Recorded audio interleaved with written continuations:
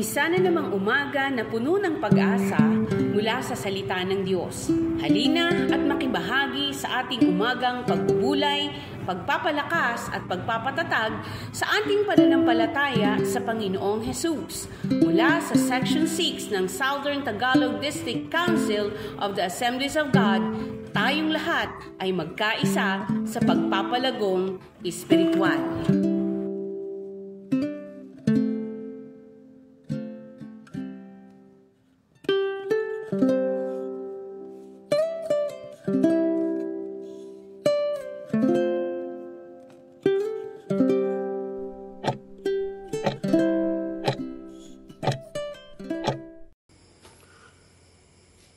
Praise the Lord!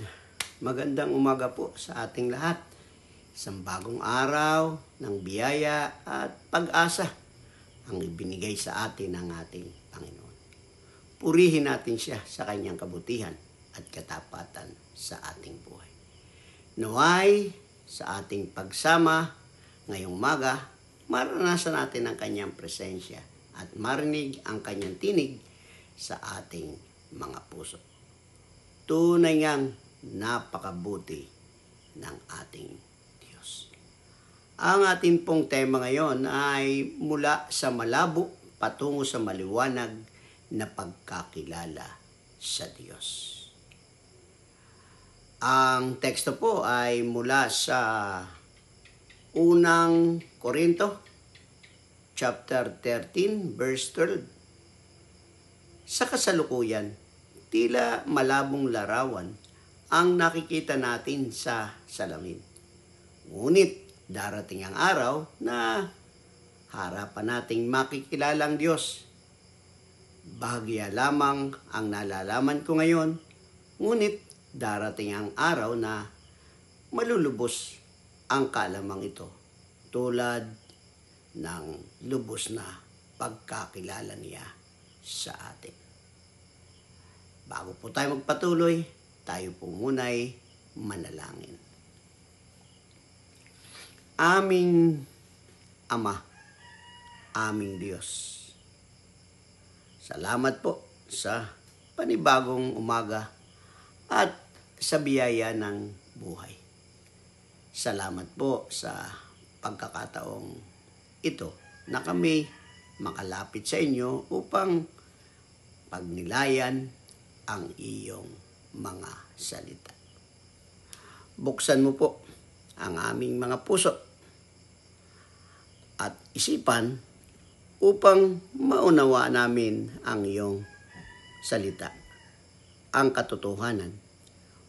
Gabayan niyo kami, Panginoon, upang sa kabila ng mga bagay na di pa namin lubos na maunawaan, patuloy kaming magtiwala sa inyo.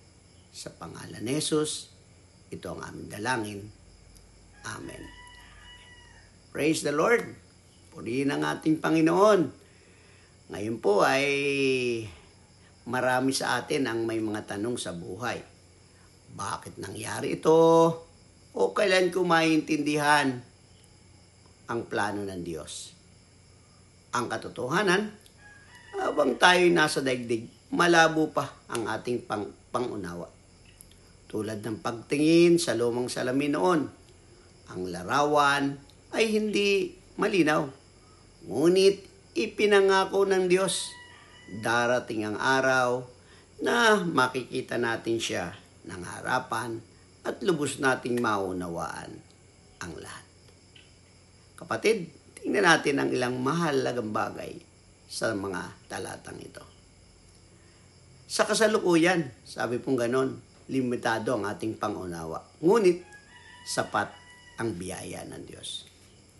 Sabi ng Isaiah 55, 8-9, tulad ng langit na mataas kaysa lupa, gayon din ang aking mga daan ay mataas kaysa inyong mga daan. At aking pag-ibig kaysa inyong pag-iisip. Hindi natin lubos na maunawaan lahat ng ginawa ng Diyos ngayon.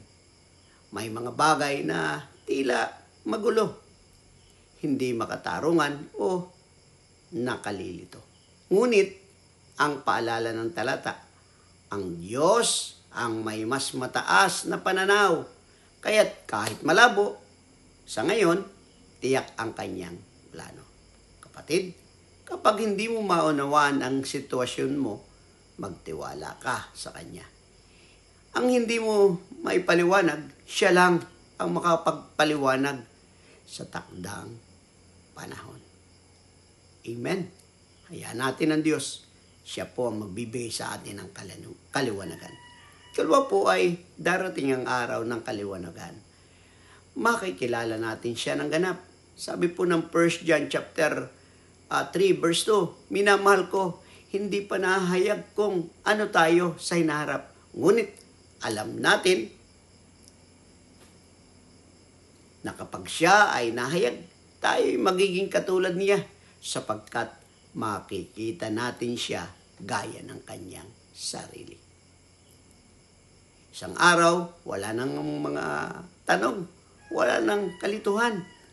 Makikita natin ang Diyos, harapan, at sa sandaling iyon, magiging ganap ang ating pagkaunawa.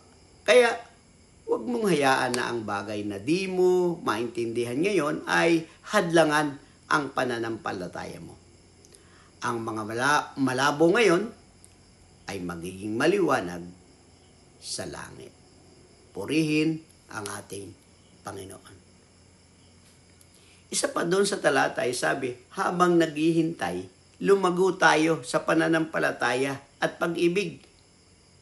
Sabi ng isang talata sa mga taga-Korinto, chapter 13, verse 13. Ngunit ngayon ay nananatili ang tatlong ito. Pananampalataya, pag-asa, at pag-ibig. Ngunit ang pinakadakila sa mga ito ay ang pag-ibig. Habang hindi pa natin lubos na maunawaan ang lahat, ang tawag ng Diyos ay magtiwala, faith, maghintay, hope, at magmahal. Yan po ang love. Dahil ang pag-ibig ang tunay na bunga ng pagkakilala sa Diyos. Kapatid, gamitin natin ang ating buhay upang ipakita ang pag-ibig ng Diyos kahit hindi malinaw ang lahat. Sa bawat mabuting gawa, lumiwanag ang larawan ng Diyos sa atin. Kaya nga, ngayong umaga, paalala sa atin ng Diyos, hindi mo kailangang malaman ng lahat para magtiwala. Ang mahalaga, kilala mo ang Diyos na tapat at mabuti. Darating ang araw na makikilala natin siya ng harapan. At sa sandaling iyon, lahat ng malabo ay magiging maliwanag.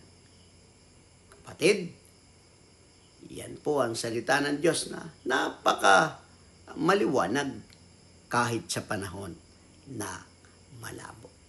Kaya ngayong umagang ito, nawa ang salita ng Diyos ay patuloy na panghawakan natin.